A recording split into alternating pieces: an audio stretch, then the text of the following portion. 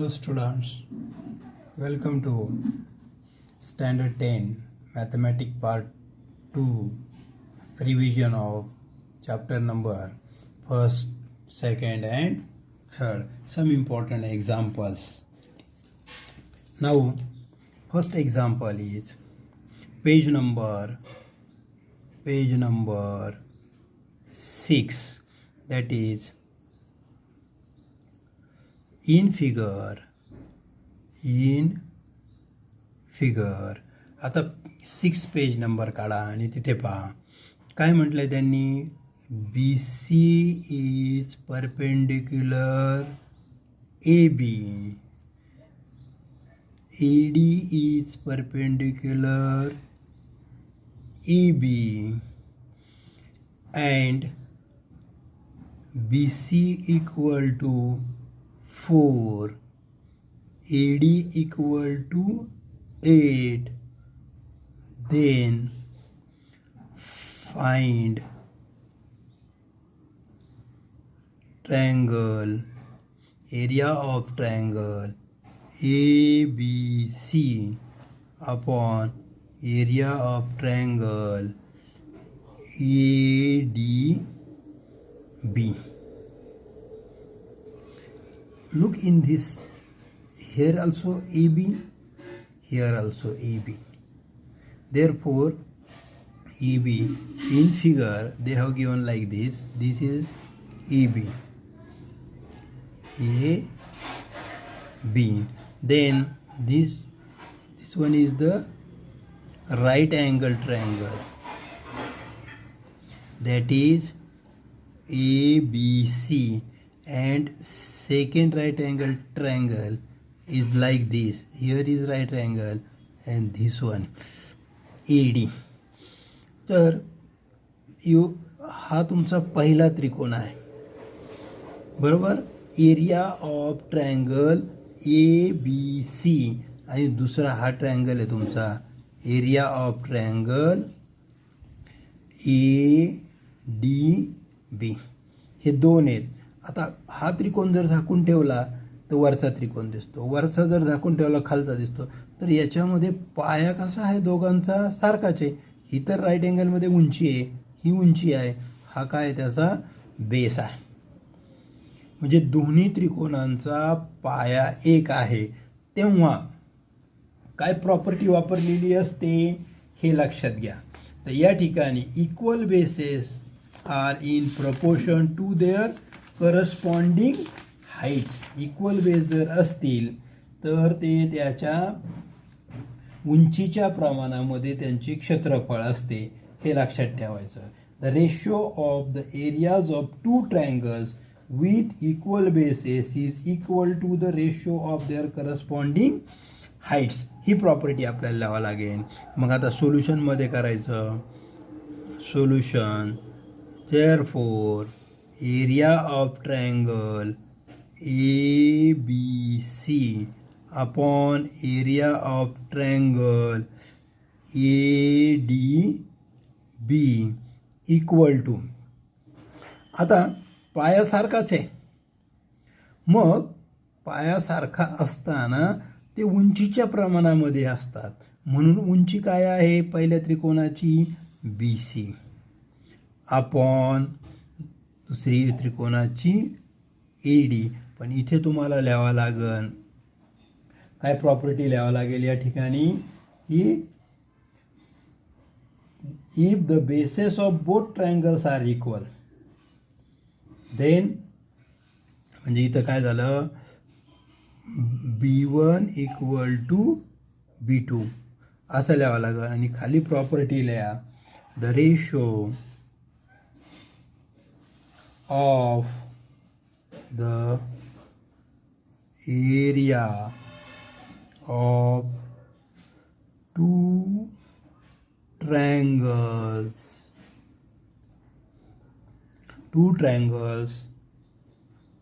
with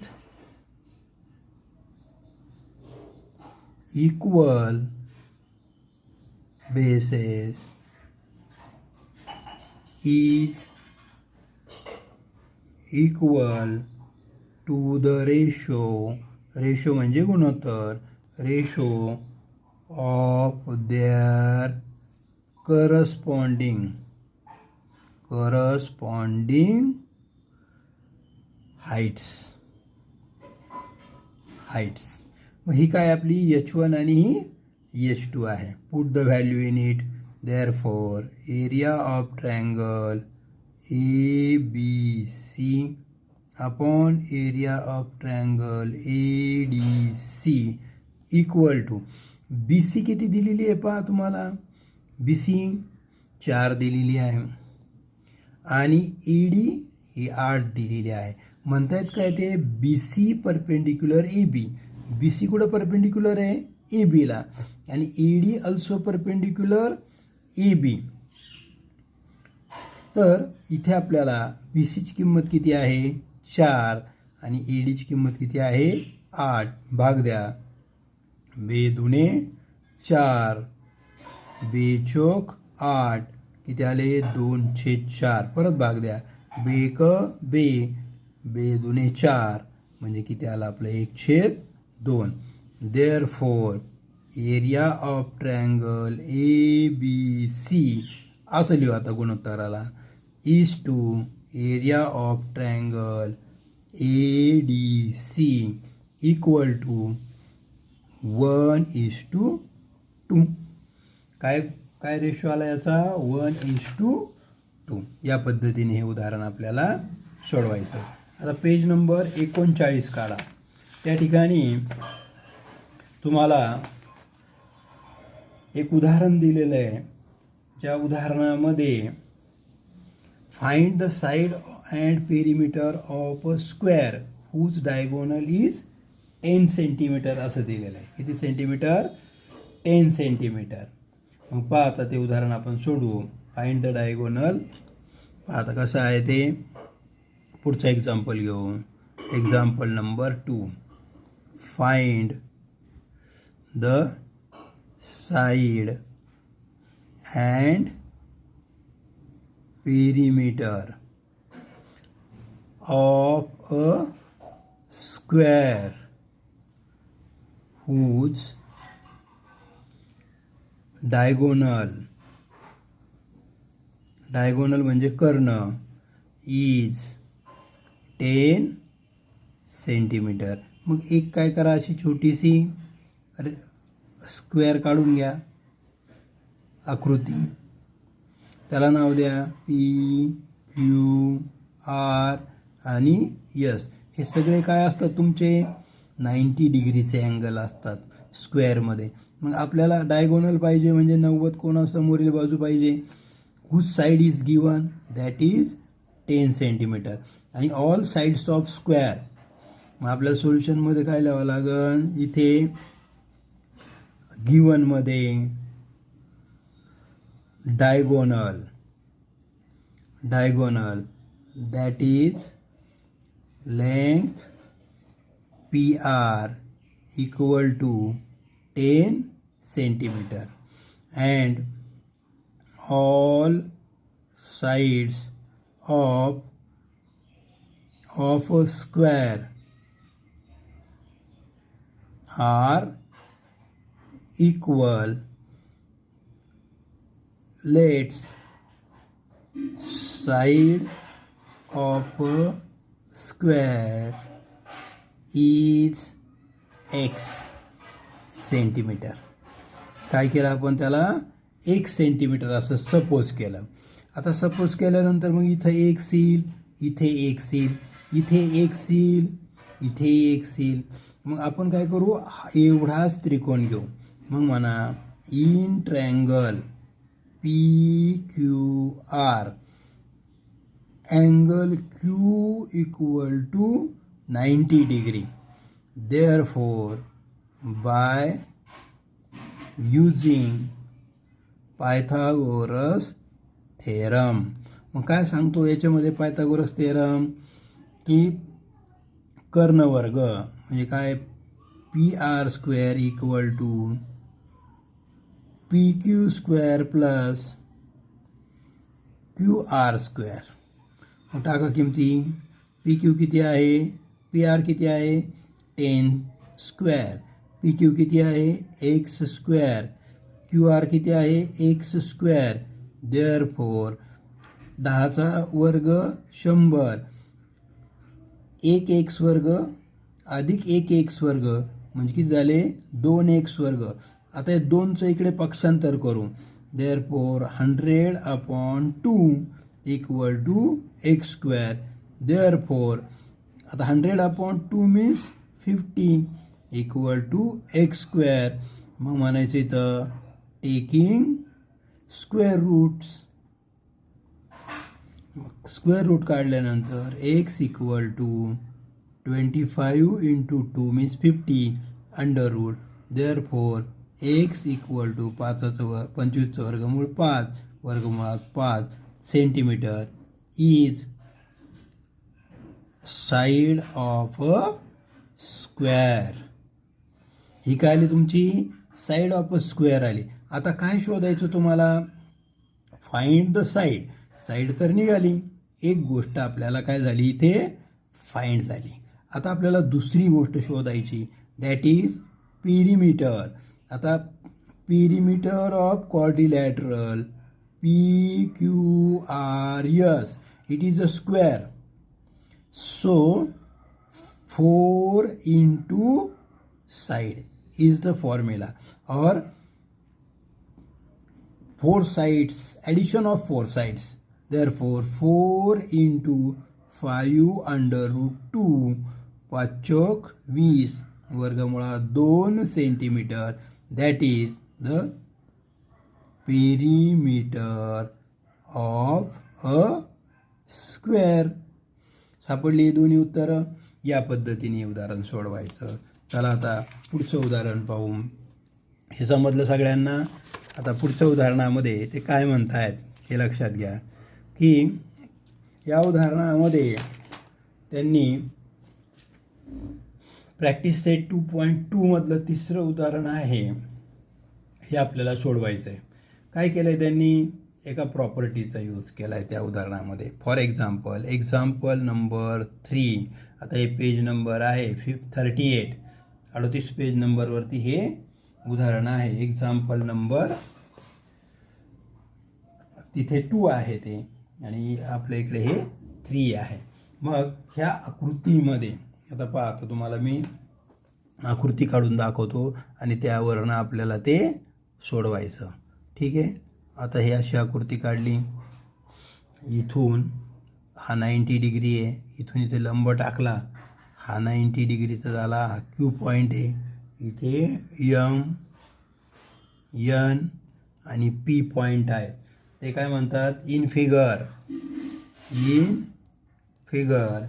angle M N P equal to 90 degree. नंतर segment N Q perpendicular segment M P. नंतर M Q equal to 9. M Q किती दिली M Q ही 9 दिलेली आहे. नंतर क्यू पी इक्वल टू 4 ही तुम्हाला 4 दिलेली आहे. आणि म्हणतायत फाइंड एन क्यू ही बाजू आपल्याला शोधायची. म्हणजे कोणती बाजू शोधायची पहा. या ठिकाणी ही एन क्यू आहे. ही एन क्यू आपल्याला शोधायची. मग आता जर तुम्ही असं म्हटलं की याच्यामध्ये मी पायथागोरसचं प्रमेय वापरू तर नाही चालणार. कारण ही तर त्याची उंची झाली. हा पाया झाला. परंतु आपल्याला कर्णही माहिती नाही आणि समोरची बाजूसुद्धा माहिती नाही. मग अशा वेळेस काय करणार आपण.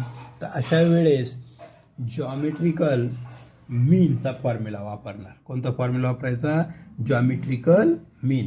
हा जॉमेट्रिकल मीनने काढता येतो हा N Q perpendicular M P. मग आपण तो फॉर्म्युला वापरू सोल्युशनमध्ये.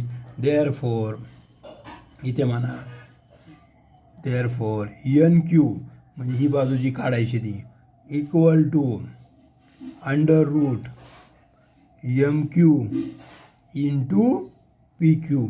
आणि पुढे म्हणायचं काय म्हणायचं प्रॉपर्टी ऑफ जॉमेट्रिकल मीन. काय म्हणायचं प्रॉपर्टी ऑफ जॉमेट्रिक मीन. हा भूमितीय मध्याचा फॉर्म्युला आहे. Therefore N Q equal to under root M क्यूची किंमत किती आहे 9 आणि पी क्यूची किंमत किती आहे 4. Therefore N Q equal to वर्गमुळात 9 चोक 36 आणि इथे म्हणा टेकिंग स्क्वेअर रूट. इथे जर स्क्वेअर रूट घेतला आपण तर असं होईल एन क्यू इक्वल टू 6. आता ह्याला यांनी युनिट्स काहीच दिलेले नाहीत, मग याला फक्त युनिट्स असं म्हणायचं. 6 unit is geometric mean of triangle. कोणतं दिलेलं त्याने आपण कोणता घेऊ शकतो एम एन पी. या पद्धतीने उदाहरण सोडवायचं. त्यानंतर 28 पेज नंबरवरती एक उदाहरण आहे, ते काय अवघड नाही आहे, ते पाहू पटकन. Example number 4. त्याला त्यांनी आकृती मात्र अशी दिलेली आहे. पहा, असा एक त्रिकोण दिलेला आहे आणि इथून इथे टाकला आहे, म्हणजे याला नाव दिलं त्यांनी ए बी. इथे सी, ही बाजू दिली 5, ही बाजू दिली 3, हे ए डी, नंतर ही बी ई. हे आपल्याला काहीच माहिती नाही, परंतु पूर्ण बी सी मात्र माहिती आहे 6.4 सेंटीमीटर आहे. आता हे उदाहरण कसं सोडवायचं. तर या उदाहरणामध्ये आपल्याला काय काढायचं हे लक्षात घ्या. तर इथे in figure A dash D dash C and B dash E dash C segment D E parallel side A B. पहा, डी ई कोणत्या बाजूला पॅरलल आहे, ए बी बाजूला पॅरलल आहे. If A D equal to 5 D C equal to 3, हे आपण भरलेलं आहे इथे. अँड बी सी टोटल बाजू दिलेली आहे 6.4. Then find B E equal to question mark. ही बी ई आपल्याला शोधायची. मग काय करू आपण, सपोज करू. सपोज आपण काय करू, बी ई काढायची आपल्याला, म्हणून B E equal to X मानू. काय मानू, बी ई इथं आपण एक्स मानली. आता ह्या पूर्ण किंवा ते करून पाहू आपण कसं येतं. तर आपल्याला ही बाजू काढायची, बरोबर की नाही. म्हणजे आता हे असा पॉईंट आला, पहा बी डॅश ई डॅश सी. मग आता बेरीज करा. पहिलं बी ई अधिक ई सी बरोबर टोटल बी सी. टाका किमती. टोटल बी सी किती आहे आपली 6.4. ई सी तुम्हाला माहिती नाही, बी ई आपण मांडली एक्स. देअरफॉर मग काय होईल, ई सी आपल्याला काढायची 6.4 मायनस एक्स. म्हणजे काय आली आपली 6.4 मायनस एक्स. आता आपल्याला सर्व बाजू मिळाल्यात पायांच्या. मग आता हे कसं सोडवायचं, तर पुढे पहा, याला एक प्रॉपर्टी वापरावी लागेल. मग म्हणायचं in triangle A B C कोणती बाजू कोणत्या बाजूला पॅरलल आहे, E B parallel D E. It is given. हे आपल्याला दिलेलं आहे. इथं पहा दिसतंय, ही बाजू याला समांतर आहे. आता समांतर असल्यानंतर काय गुणधर्म असतो, इकडून सुरुवात करायची. C D upon A D गुणोत्तर घेताना C D upon A D. परत इकडून घेताना E C upon B E असं गुणोत्तर घ्यायचं आणि किमती टाकायच्या. मग देअरफॉर इथे किती येईल, सी डी 3, ही किती येईल खालची 5, बरोबर ई सी किती आहे आपली 6.4 मायनस एक्स अशी आहे. छेद बी ई किती आहे एक्स आहे. मग आता यांचा आपण काय करू, तिरकस गुणाकार करून घेऊ. ह्याने इकडे गुणू, याने इकडे गुणू, म्हणजे इकडे होईल 3x इक्वल टू 5ने त्याला गुणा 5 कंसामध्ये 6.4 मायनस एक्स, कारण इथे हे प्लस आहेत, हे इथं एक्स कसे आहेत प्लस आहेत, तर तिकडे गेले तर काय झालं ते मायनस झाले, हे लक्षात ठेवा. म्हणजे 3x इक्वल टू आता 6.4 गुणिले 5 व्यवस्थित करा, 5 चोक 20, हातचे आले 2 पॉईंट देऊन टाकला, 5 सक 30 आणि 2 32, म्हणजे 32.0 म्हणजे 32, म्हणजे ते किती आले आपले 32, याने गुणल्यावर वजा 5x, कारण दोन्हींना गुणावं लागेल, याला गुणलं 32 आलं, याला गुणलं वजा, आता हे वजा इकडे आणून अधिक करू, 3x plus 5x equal to 32, 5 आणि 3 किती 8x, अजात ये पदे आहेत पहा, देअरफॉर x इक्वल टू 32 भागिले 8, therefore x equal to 4 8 32, x किती आली आपली आता 4 आली, किती आली 4, आपल्याला बीई काढायला लावली बरोबर, म्हणजे देअरफॉर बीई इक्वल टू 4, आणि तुम्हाला जर चेक करायचं असेल ही बाजू किती आहे, तर ते आलेले 4 याच्यातनं वजा करायचे, म्हणजे इथं 2.4 राहिले, म्हणजेच 2.4 ही आली आणि ही 4 आली, म्हणजे 6.4 झाली. या पद्धतीने उदाहरणं सोडवायची. आणखी भरपूर उदाहरणं आहेत ज्यामध्ये इंटरनली टचिंग, एक्सटर्नली टचिंग, त्यांच्या रेडियस दिलेल्या आहेत, आणि एकदा एक्सटर्नली एकदा इंटरनलीच्या आकृत्या काढून पहा. नंतर काही ठिकाणी तुम्हाला बऱ्याचशा गोष्टींचा वापर करावा लागतो, जसं कधी कधी त्रिकोणाच्या तिन्ही कोणांची बेरीज करा असंही सांगतात, कधी कधी 30 60 90चं प्रमेय वापरा असंही सांगतात. ठीक आहे, प्रॅक्टिस करा.